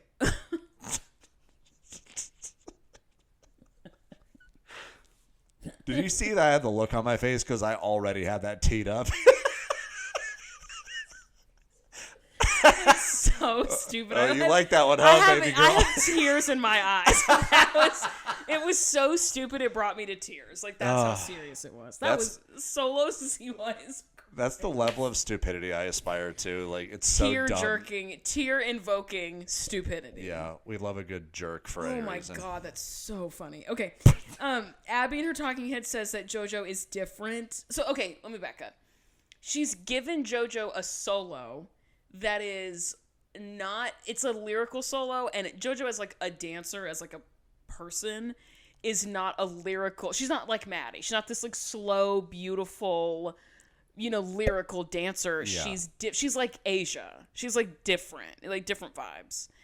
And so, in this moment, Abby switches it up. Sure does. Crazy. She's just like, hey, so actually you're not going to do this solo. Just going to come up with a new one for you. Fucking-sane to me. The accommodation for a for brand a stranger, new kid. basically. I know she met her on Abby's Ultimate Dance Competition, but like basically a stranger to then switch it up is crazy. And also, you saw her on your own dance competition. Like, she won your dance competition. How do you not have a good read on what she can actually do? Did Jojo see about win? I thought that's what she said. Oh. She said she won she was her on ultimate. it. Okay, at least she's on it. But You've still, seen you her. should still know. Yeah, come on. And I thought her whole like platform was that she was making these well-rounded dancers. That's why that has never she been wants the the case. Girls to like sing and dance and act and go to LA. Like, but now for Jojo Siwa, it's okay for her to be in one lane. She says that shit all the time, I know. and yet she never makes Maddie do like anything besides lyrical. Basically, it pisses me like off. we talk a little bit later about In Mackenzie tap being good at tap. And Yeah. when's the last time Mackenzie did something with tap? No, literally. Been a fucking. What are you drinking? Is that a DP? Zero sugar, strawberries and cream, DP. Hell yeah. It fucks. Dude, the strawberries and cream is dope. Bruh. My brother, the idiot Sam, calls Dr. Pepper. He calls it Docky Pee. That's insane. You've never met Sam, have you? No, You ought to. It's no. really a trip. I don't think I can handle meeting any more farmers. Don't your head say. your head would be in your hands the entire time. I had this thought. I found out today I heard today that one of my friends who's pregnant is having a boy. I don't want to have kids. I do not know what I would do if I wanted to have kids, first of all, and I don't know what I would do if I had a son. What would I do with it? Boys go to Jupiter to get more stupider. Damn right. And then they come back and then they're we stupider. go to Mars to get more candy bars. So like, what the fuck am I supposed to do with a boy? Just tell him not to break stuff. He'll be all right. No, he'll do it anyway. He's a boy. It's crazy. I don't get it. If I wanted to have kids and I had a boy, I'm assuming I had it with a man, I'd be like, you have to figure this one out, brother. One time I put Sam through the drywall upstairs in our childhood home because we had a rolling chair. There was like the desk upstairs, God. and we wanted to see how fast he could go. We didn't think about the stopping part of it. Sure. And so I just wheeled him down the hallway as fast as he could go, and then he slammed into the wall and his shoulder went through it. I don't know what I would do if I was You your fix parent. the drywall and you laugh about it. Ugh, crazy. Hang on, I have to restart the camera. Hang on. Speaking of bullshitting, you want to hear some bullshit? Yes. I'm fucking hungry. I'll kill you. I have a gun. I'll kill you. Just kidding. I don't have a gun. I got 2, baby. Oh my god. Jojo says that she likes the switch up music more. This new soul. She's like, I actually like this music a lot more. And Abby looks at G and goes, I love that she has a mouth and a brain. No, you fucking don't. Historically, you hate when women have mouths and brains. Shut up. That's not the fucking truth. You fucking suck. If any other child had said that, she would have thrown a bomb at them. Like, it's insane. Well, but JoJo's complimenting something Abby did. Yeah, but Abby, like, if Nia said that, Abby would be like, I don't give a fuck if you like your music or not. Oh, that's... You know what I mean? Like, yeah. Girl, shut up. Thrown a bomb at She would. It's so annoying. And Kira upstairs is like, hey, what? Is she doing a new solo? Yeah. And Jess says, I think she's creating a brand new solo for my child. Like, so smug about it. So fucking annoying. Yep. Everyone's confused, including me. And Jess says, Abby's doing it because she cares about JoJo. And Melissa laughs and goes, yeah, that's the reason. Which I thought was really funny. Yeah. Abby explains that she already submitted a lyrical entry she's like, to the I still want someone to do that number. So she needs to have someone to do it, and JoJo's just gonna also do one. So she's like, hey Rachel, is Sarah here? I was like, this poor child. This poor fucking child. Sarah has come onto the show and 3 separate times has gotten her mom has gotten yanked them kicked around. Off. Dude, she's cried every time on the show. I don't understand how Sarah voluntarily came back. Yeah, I don't know. I don't get it. I don't get it either. And Christy walks in. She introduces herself to JoJo. She says to Abby, I thought that was a great move. I know. JoJo's kneeling on the floor, and Christy goes up and shakes her hand. Christy, yeah. I didn't like that she introduced herself as Christy and not Christy, though. Right. That would have been very funny to be like, I'm Christy, and JoJo's like, what? That's very whack. And then she tells Abby, I'm going to take a step back. I'm going to be hands off this time. I'm ready to let you, whatever. Jess makes... What? Well, she specifically says, oh, God, where the hell is it? Hang on. Oh, God, I wrote it down. I'm panicking. You keep talking. Okay. Jess makes comments about... Oh, found it. She says, Abby, I'm ready to take a step back as her mother and let you take control. And I had the thought, first of all, that's insane. But also, like, do you think these moms ever, like, look back at the times that they said shit like this and feel legitimate shame? They're like, oh, I fucked up so bad. They should if they don't. Yeah. Jess makes comments about Christy's appearance that I'm not going to repeat. They're some of the most insane things I've ever heard another woman say about another woman. It's crazy. Jess is a bully. I thought it was it was funny? Just because Christy fucking sucks. Yeah, fair. Like, I don't think she was commenting about, like, weight or anything like that. She said she's the woman who serves hot dogs at the NASCAR arena. I think that's more about her general vibe, not like the weight of her. I feel like it's a little bit of both. Also, like she looks gross. Talking about serving wiener. Oh my God. What do you know about that? Nothing. I don't know dick about that. Hey. Anyway, Christy goes upstairs and she asks Jess, like, hey, she's like, hey girls, I'm back, like whatever, and then she looks at Jess and she's like, what the fuck are you doing here? And Jess is like, I'm a guest this week, and Christy's like, it must be nice, and Christy's like, oh, being a guest must be nice, and Jess is like, well, it was nice until you got here. Christy says, oh, get used to it. This is my studio, and we all know you'll be gone next week. We know she won't be gone next week, but good for Christy for standing on business. Yeah. For being like, I'm not worried about you. People like you come and go all the time. I pay admission here. This is my studio. That is for real the case. She's like, I've seen literally a dozen of y'all come and go. Facts. In the last 4 years. Facts only. I'm all gonna facts, no printer. Period. I'm going to breeze through this next part because we've been talking for forever. But the girls are in the den. And they're kind of, like, talking about, like, do you guys feel nervous? And everyone's like, no, like, I feel good, whatever. Jojo starts, like, rambling about her solo. I wrote this down verbatim because this I know for a fucking fact is what Eli Breakfast Farmer has said about me when I'm not around. And I quote, if he was saying this about me, not Jojo. Kalani says, I think Jojo is crazy and nuts, and she talks a lot. And that's really difficult because she's always just loud and always giving her own opinion when sometimes we don't really need her opinion. Also, well said, Kalani. Also, period. Yeah. Eli could never be that articulate, especially when he's insulting me. Kalani is, like, looking at the producers. Like, she's looking at Jojo, and she keeps going like this. Yeah, like, y'all are seeing this shit too, right? Like, looking at the producers like, oh, my God. And then Jojo's like, I want a permanent spot on the team. And everyone's like, okay, great. We see Sarah doing her. I guess Sarah's doing the solo now. You know, we see some rehearsal. She's doing Maddie's solo in the mini division. That is part of why I think they brought her in because she is at the top end of the age range, but still can compete at the lower level. Yeah. Mm-hmm. Jess says that Sarah looks scared, and then, like, they just go back and forth. Like, Jess and Christy just, like, kind of get into it a little Christy, like, rolls her eyes, and Jess is like, my biggest problem is your stupidity. Holly's mouth drops open. Melissa almost spit her drink out. I tried to take a screenshot of it. Like, but, yeah, because Melissa literally goes... Yeah, they're paying attention. Yeah, that was awesome. They are lurking, yeah.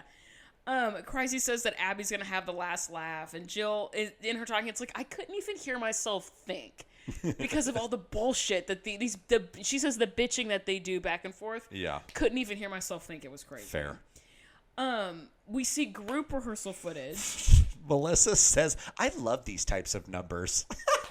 Melissa, shut up. And then Holly immediately was like, I don't know. I think I need to see it first. I don't want anyone to think we're mocking their religion. Did you see Nia's back muscles? No. There's a moment where she's holding up both of her hands. It's her back. I have in all caps. Holy fuck, Nia's back is insane. My brother took a picture of me at the pool the other day and just goes, Eli, your back is crazy right now. I was like, thanks, man. Thanks, man. Abby starts yelling at Nia that she's the Maddie this week. And if Maddie was here, she would be doing it better. And if it fails, it's your fault and whatever. Sure. Melissa is upstairs is like, Abby's like kind of overreacting, and Holly's like, look, if I'm gonna uproot my life to move to LA, is that the plan? I guess to support someone, I need to that person supports my child. It has to be mutual support. Hey, it won't be. I can't believe that Holly is considering that. I can't believe it. I can't believe it either. I don't get it. We see a little bit of Maddie's like seer rehearsal. There's not really a ton of note, except that at the end, Abby does tell Maddie that she loves her, and Maddie says, I love you too. Yeah, well, the whole conversation is crazy because, like, Maddie calls to, like, check in. She's like, hey, how's the group? And then Abby gives a fucking breakdown, reads every kid. One by one. Yeah, exactly. That was insane. And then while they're standing there, all the girls are right there. Maddie's on speakerphone. Yeah, that's not the appropriate way to have that conversation, especially in front of other children. You're telling your 11-year-old, like, hey, so here's how every other kid sucks, and I wish you were back here because I wish I was you. Yeah. And then she says, I love you, and Maddie says, I love you too. Yeah. Gross. Disgusting.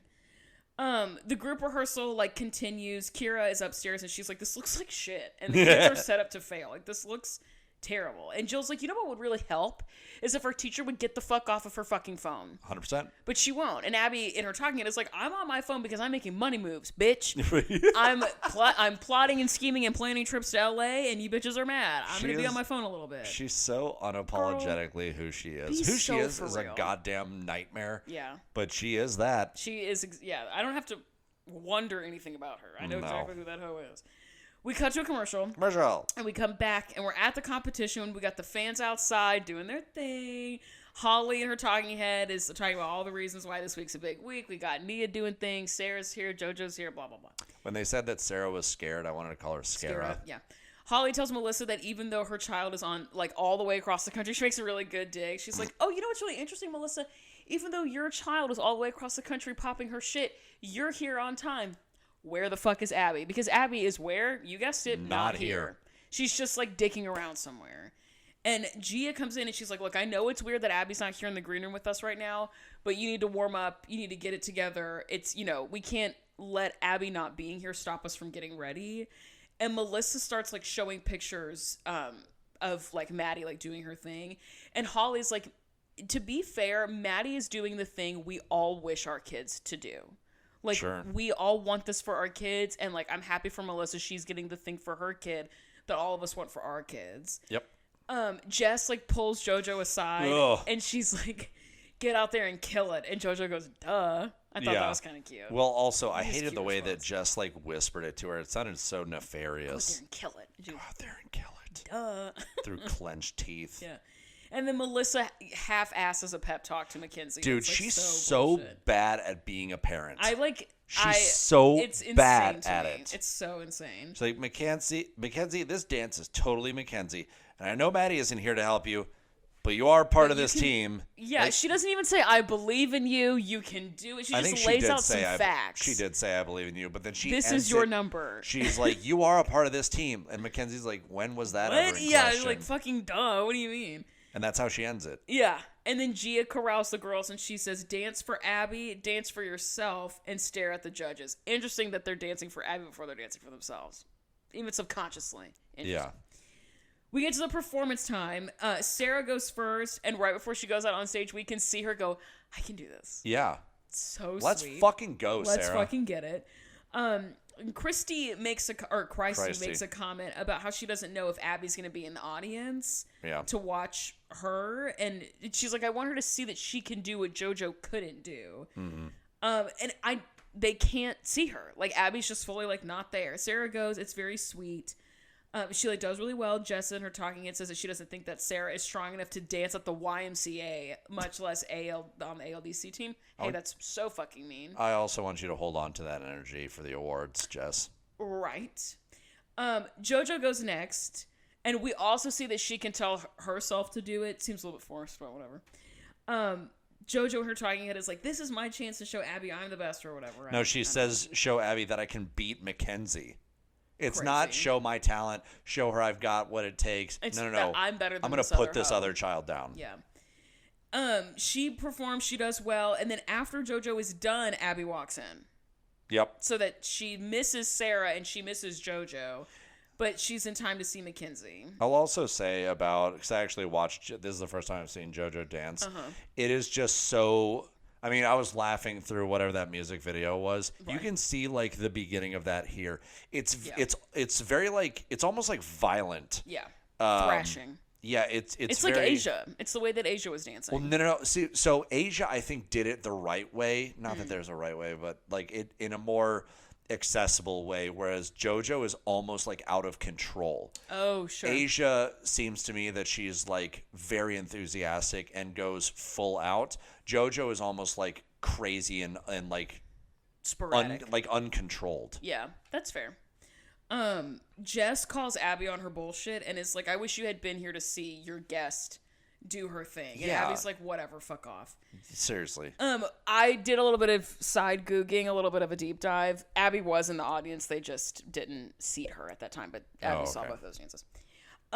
We go to a commercial, and then when we come back, Jill in a talking head smells a stunt about Abby only being there to see Mackenzie.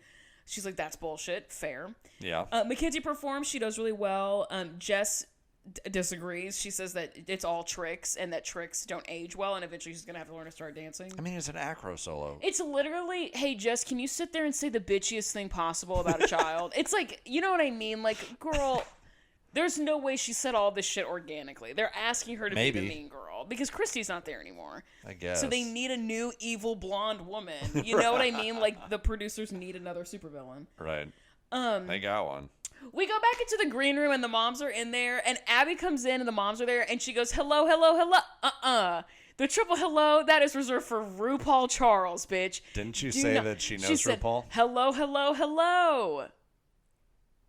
Eat my ass. That's insane. That's RuPaul Charles RuPaul Charles is the only person who can say hello 3 times. Fuck off. Anyway. Abby's like, Mackenzie, you looked great. Jess asked Abby, like, don't you think it would have been cool for you to have been there? And Abby's like, no.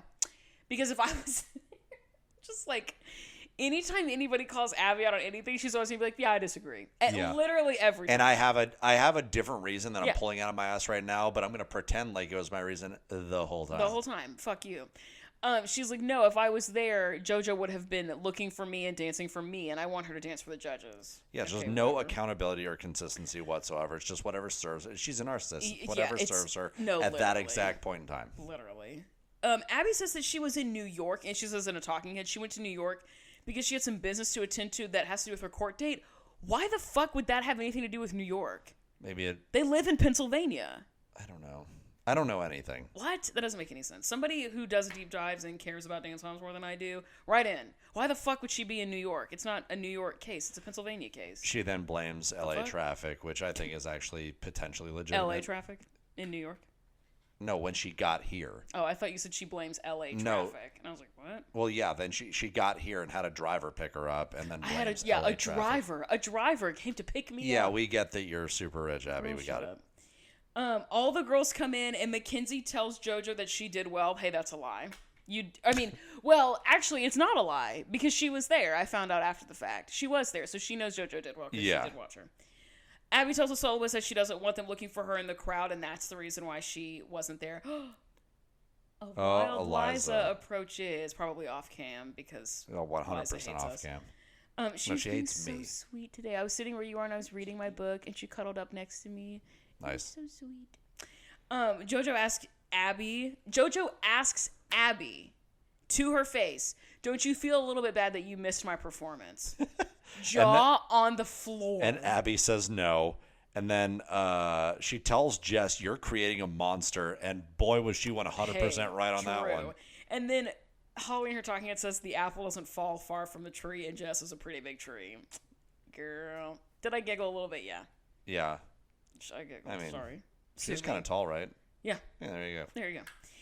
Jojo Siwa is really tall, too. She's like almost 6 feet tall. Jeez. Yeah. The girls come in, or they come out in their group costumes. They look fucking sane. They look like shit. All of them. Shit from a butt. They look like shit from a butt because none of them look like they're in the same group as one another. They all look like they're individuals. Right. Jojo is supposed to be wearing a burqa. She's put it on incorrectly. And someone makes a comment about how that's how they're going to get Jojo to shut up. Hey, that's not what the fuck a burqa's for. Y'all are dumb. Yeah. And they've also rhinestoned Mackenzie's veil as a nun. Like, ladies, what the hell are we doing? Yeah. Also, the thing about Jojo, they're like, yeah, she's quiet because of the head covering, like it's going over her mouth. And all their moms are like, oh, wow, so that's how we get her to shut up, which is a crazy thing to say in front of JoJo and her mother. Insane. It's crazy to say, but especially in front of her. And also really insensitive because that's not what that's for. Well, yeah. You know what I mean? To be like, just wrap her head in fabric like people who wear burqas do. That's not what that's for. Y'all are stupid. And also making fun of a child who's sitting right there. And then JoJo just kind of obliviously goes, like, why? Yeah. Yeah. Like, JoJo, oh. At least she didn't clock it, I guess. Yeah, I guess that's fair. We cut to a commercial, and then we come back, we get the group number, and I have in my notes, I'm giggling at the costumes not because it's funny, but because it's insane. Yes. They look fucking insane. They look like shit. They end with Nia's phrase of believe in something. Yikes. Don't tell me what to do, Don't tell me what to do. And also to just be like, I don't know, here's all these different group religions, some of which are literal antiquities and ancient and built actual cultures and people groups. Just pick something. Like, what the hell are we fucking doing, dude? I don't know. And then Jill and her talking, it says it was better on stage. It must have been ass in the studio because what I saw was terrible. You know what I mean? Yeah, Whatever. well, yeah. We get to the awards. Highest mini solo, Sarah. Let's fucking Let's fucking get it. Justice for Sarah. Justice for Sarah. Abso-fucking-lutely. Her and Ben de la Creme. Yeah. Always. Jojo gets third place. Eat shit, Jess. Because I thought you were going to say Jojo. No. Like, she's fully 11. No, to her mother. No. Her mother can eat shit. Also, as a side note, Mackenzie and JoJo are still wearing their group costumes, and both of them have headdresses on, or costume pieces on their heads, and they both look fucking insane. Mackenzie has a rhinestone veil, and JoJo just has a piece of black fabric wrapped around her face. Like, They look ridiculous, but whatever. Mackenzie gets first. I know that's fucking right. Hell period, bitch. Apparently, there were like 30 kids in her age group. I believe it. I believe she ate them shits Melissa said. up. She beat like 30 kids. Of course she did. And then the group gets second, and Abby says she can't stand getting second. I thought at the beginning of this episode, you said sometimes it's okay to get second. So which is it? You've contradicted yourself within the same episode, girl. That math is not mathing. She has contradicted herself in the same sentence. It's crazy. Much less the same episode. Girl. We get into the green room, and then it all kind of falls to shit. So Abby says that she wonders... Per usual. Yeah, per usual. She's like, I wonder all the girls... Or no. Are the girls in at this point? No. Actually, I don't know. They're not. It doesn't matter. Abby says she wonders if Maddie had been there, if that would have gotten them into first place. I'm like, okay, awesome.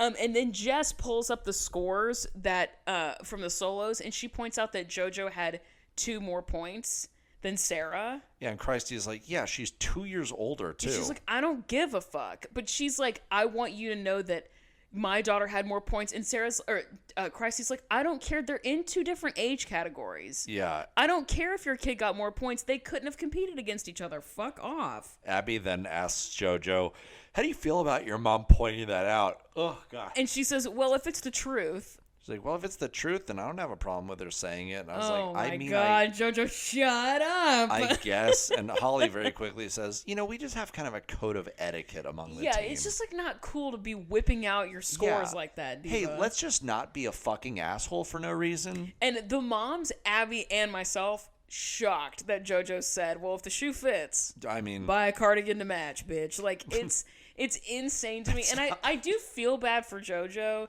because she doesn't understand. She doesn't know. Yeah. I avoided saying no because I knew you were going to say that. Don't piss me off. She is just a child. She doesn't understand. know. You can say it now. No, I don't want to. I would never make the same joke twice. I don't want to. You never make a joke once. The fuck? I made a joke before. Good. She just she's just bullshitting. You know what I mean? She doesn't feel the tension. Once or twice. She doesn't understand the show. She's just here having fun, having a good time, talking out of her butt. Which by all means. I'm like, JoJo, that's all I ever do. I guess. I'm sure to have a good time and talk out my butt. Crazy. Abby says she wants to talk. She's like, come on, girls, let's go talk to the judges really quick. Let's go formally thank them. Is that a thing that happens? No. It's just a reason to get them out of the room so that the moms can eat each other up. So Holly, which is what happens, Holly asks Jess, hey, what the hell was the point of doing all of that? Like, why did you have to do that? And the moms are kind of jumping her ass about being an asshole, being rude. And she's like, I don't care if I was being rude. I need you guys to know that Jojo had more points than Sarah. Right. Like, I actually don't care. And then she's like, if y'all are about to move to LA, you need to get thicker skin because, like, this is nice for LA. Like, I'm not nearly as nice as people in LA are mean, or not nearly as mean as people in LA. And this is when Holly says, I grew up in the Bronx. I'm good. Yeah. I feel like. Period. Yeah. Holly. Yeah, she pulls that one. She's been sitting on that one for a while. And she says, and I grew up in the Bronx and I still have class. Extra period. Yeah. Iconic. And then Jess says that she does have class, and Holly's like, no, you fucking don't. And, like, that's kind of And she's like, there's a reason you're left in here by yourself. Yes, there's a reason you're left in here alone. She's like, there's a reason why while you and I are going back and forth, all the other moms left. And I'm about to join them, and you're in here alone. Yep. How about that? Fuck yourself. And that's the end of the episode. Sure is. What's your song of the week, brother? It's Starlight by Muse. Hell yeah. I listened to a good bit of Muse recently. I think I might have put another song of theirs on recently, but nice. I just love them. They're a great band. Love that. And Starlight is there's some Muse songs that are not like for everyone. Sure. It's like a certain brand of rock and roll, but sure. Starlight, I think everyone will like that song. Sure. My song of the week is called Ghost of You by Mimi Webb. They played it in the background of an episode of Love Island, and I forgot how much I love that song. It's like almost sad club music. It's not totally there. It's not We Can't Be Friends level of sad club music, but it's a little emotion, but I'm going to shake my ass a little bit. So, yeah. The only Ghost of You that came up is My Chemical Romance. Did you search Ghost of You and Mimi Webb? 5 Seconds of Summer. Did you search Mimi Webb? No. Okay, well. Can you ask me that again? So did you search Mimi Webb? Look, Ghost of You Mimi Webb with 2 B's. Ghost of You Mimi. Yeah, I got it. You got it? Okay, great. Yeah, borderline sad club music. Damn, what a marathon of an episode. You know what's also crazy? We've only been recording for like an extra 10 minutes. Yeah, it's like still well with it. We just bullshitted for so long. We got through the content pretty efficiently. Speed running the content. Yeah, we bullshit for a good 45 or so. I know, but it's like this episode was like the mom number 1 is an asshole. Mom number 2 is not having it. Mom number 3 is like, hey, what the hell's going on? And mom number 2 is like, go fuck yourself. It's like, it's so formulaic, this episode is. Like, it was so easy to like breeze through. And because I'm hungry. And there's Drag Race on the other side of this popsicle stand. So follow us if you feel like it on things. Yeah, follow us if you feel like it on whatever. Our email is thepyramidpodcast@gmail.com. Email us about books, about Drag Race, about the shit that we got wrong in this episone. Email us. Don't be mean to me. Whatever. I'm the only one who reads the emails. You can be mean to me. I'll just cry about it and probably talk about it. I'm on Instagram @notamandab_. That one's on Instagram @Eli_farmer_. Follow him for cake and dog pics. Our group account is @thepyramidpod. Also, again, I'll plug. DM me if like you're interested in potentially like intro level fitness content. Get in with your boy. Yeah, if you're thinking about becoming like a gym girly or, well, no, we're all gym girlies. Yeah. Girly is a non-gender specific term. In the same way that girl boss is. Gender neutral girl boss. Right. And also, if you've been going to the gym for, like, however long, maybe you'll learn something and we can... Eli is the grandmother Willow of gym girlies. Yeah, we can... Sit and ask. I like talking about fitness. And he likes helping people. I do. Slay. Okay. That's it. That's all we fucking... Thank you so much for listening. Oh, wait. No, shut up. Good night, Alyssa. Good night, Alyssa. Good luck on your finals. Thank you so much for listening. Goodbye. Goodbye!